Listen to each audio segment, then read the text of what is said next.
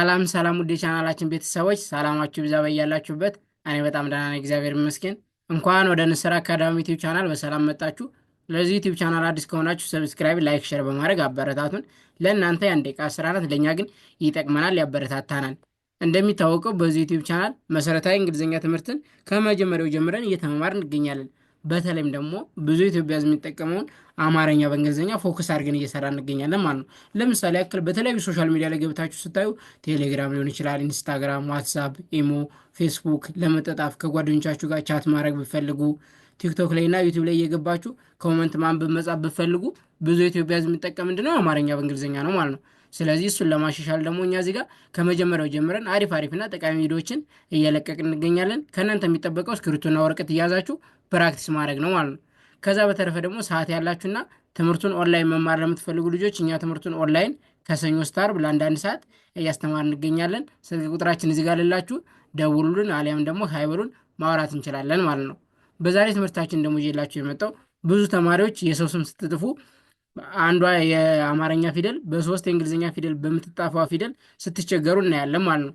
ስለዚህ ባለ ሶስት ፊደሎች ስሞችን ዛሬ መጣፍ አብረን የምናይ ይሆናል ማለት ነው።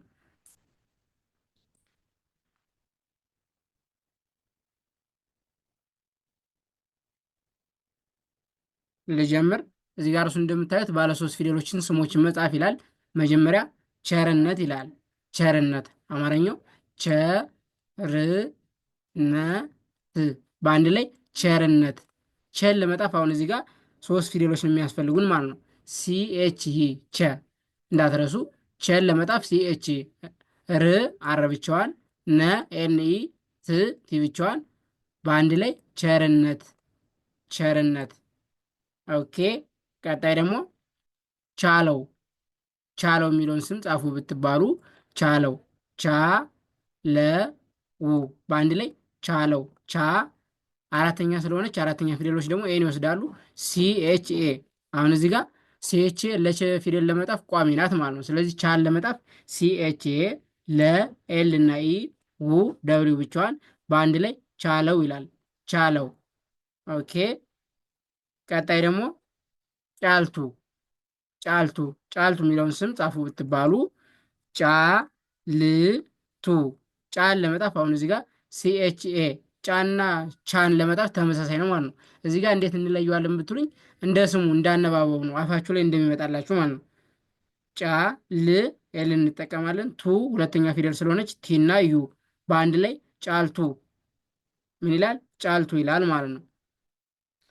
ኦኬ። ቀጣይ ደግሞ ተሻገር። ተሻገር አሁንም እዚህ ጋር ተሻገር ሸን ለመጣፍ ሶስት ፊደል ያስፈልጋል ማለት ነው። ተ ቲኢ ሻ ኤስኤችኤ ሻ። ልብ በሉ ሻን ለመጣፍ ኤስኤችኤ። ስለዚህ የሸን ዘር ለመጣፍ ዋና ቋሚ ማና ናቸው? ኤስ እና ኤች። የቸን ለመጣፍ ሲና ኤች ቋሚ ናቸው ብለን ነበር ማለት ነው። እዚህ ጋር ደግሞ የሸን ለመጣፍ ኤስ እና ኤች ቋሚ ናቸው። ስለዚህ ሻ አራተኛ ስለሆነች ኤስኤችኤ። ገ ጂኢ ር አረብቸዋል በአንድ ላይ ተሻገር ተሻገር ይላል ማለት ነው። ኦኬ። ኔክስት ደግሞ ሸጋው። ሸጋው የሚለውን ስም ለመጣፍ ብንፈልጋውንም ሸጋው በአንድ ላይ ሸጋው ሸጋው። ሸ ኤስኤች መጀመሪያ ስለሆነ ጋ አራተኛ ናት፣ ጂና ኤ ው ብቻዋን። ስለዚህ ሸጋው ይላል ማለት ነው። ሸጋው። ኦኬ። ቀጣይ ደግሞ ፀሐይ። ፀሐይ ፀሐይ የሚለውን ለመጣፍ አሁንም እዚህ ጋር ባለ ሶስት ፊደሏ ማናት? ፀ ናት። ፀ ሀ ይ በአንድ ላይ አማርኛ ምን ይላል? ፀሐይ ይላል። ፀሐይ። ፀን ለመጣፍ ቲኤስኢ። እቺ ስማም ብዙ ተማሪዎችን ስታስቸግር እናያለን ማለት ነው። ፀ ቲኤስኢ ሀ ኤች ኤ ይ ዋይ ብቻዋን በአንድ ላይ ፀሐይ ፀሐይ። ኦኬ። ቀጣይ ደግሞ አዱኛ። አዱኛ የሚል ስም ጻፉ ብንባል ዱኛ አሁንም እዚህ ጋር በሶስት ፊደል የምትጣፍ ማናት? እኛ ናት ማለት ነው። አ ኤን እንጠቀማለን። ዱ ሁለተኛ ናት፣ ዲ እና ዩ። ኛ ጂኤንኤ ጂኤንኤ። ልብ በሉ እኛን ፊደል ለመጣፍ ሁለት ቋሚ ጂ እና ኤን ናቸው ማለት ነው። አሁን እኛ አራተኛ ስለሆነች ቫውል ኤን ወሰዱ። ስለዚህ በአንድ ላይ አዱኛ አዱኛ። ኦኬ። ቀጣይ ደግሞ ጫኔ ጫኔ የሚል ስም መጻፍ ብንፈልግ ጫኔ ጫ ባለ 3 ፊደል ናት። ሲኤችኤ ኔ ኤንኢ በአንድ ላይ ጫኔ ጫኔ። ኦኬ ቀጣይ ደግሞ ምን ይላል? እሸቱ እሸቱ የሚለውን ስም እሸቱ በአንድ ላይ አማርኛ ምን ይላል? እሸቱ እሸቱ። አሁንም እዚህ ጋር በ3 ፊደል የምትጣፍ ማናት? ሸናት ማለት ነው። ይህን እንጠቀማለን። ሸ ኤስኤች ቱ ቲናዩ በአንድ ላይ እሸቱ እሸቱ ማለት እንችላለን ማለት ነው። ኦኬ ቀጣይ ደግሞ እጸገነት እጸገነት። አሁን ትንሽ ከበድ ሊል ይመስላል፣ ግን ቀላል ነው። እጸገነት በአንድ ላይ እጸገነት እጸገነት። አሁን ባለ 3 ፊደል ማናት? እዚህ ጋር እንዳየና ቅድም ጸናት ማለት ነው። ይህን እንጠቀማለን። ጸ ቲኤስኢ አያችሁ፣ ቲኤስኢ ገ ጅና ኢ ነ ኤንኢ ት ቲዊቿን በአንድ ላይ እጸገነት እጸገነት። ዜን ቀጣይ ደግሞ ስመኝ ስመኝ የሚል ጻፉ ብንባል ስመኝ ስመኝ በአንድ ላይ ስመኝ ስመኝ። አሁን እዚህ ጋር ባለ 3 ፊደሏ ማናት? ኝ ናት ማለት ነው። ኝ ስን ለመጣፍ ኤስ እና አይ እዚህ ጋር 6ኛ ፊደል ናት፣ ግን መጀመሪያ ስለመጣች አንዳንዴ የሰው ስም ስንጥፍ አይ እናስከተላለን ማለት ነው። ስ መ ኤም ኢ ኝ ጅና ኤን በአንድ ላይ ስመኝ ስመኝ ይላል ማለት ነው። በአንድ ላይ ስመኝ። ኦኬ